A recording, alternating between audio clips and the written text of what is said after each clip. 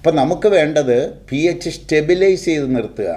6നും 8നും ഇടയ്ക്ക് സ്റ്റെബിലൈസ് നിർത്താൻ വേണ്ടത് കാൽസ്യം കാർബണേറ്റാണ്, കുമ്മായമല്ല.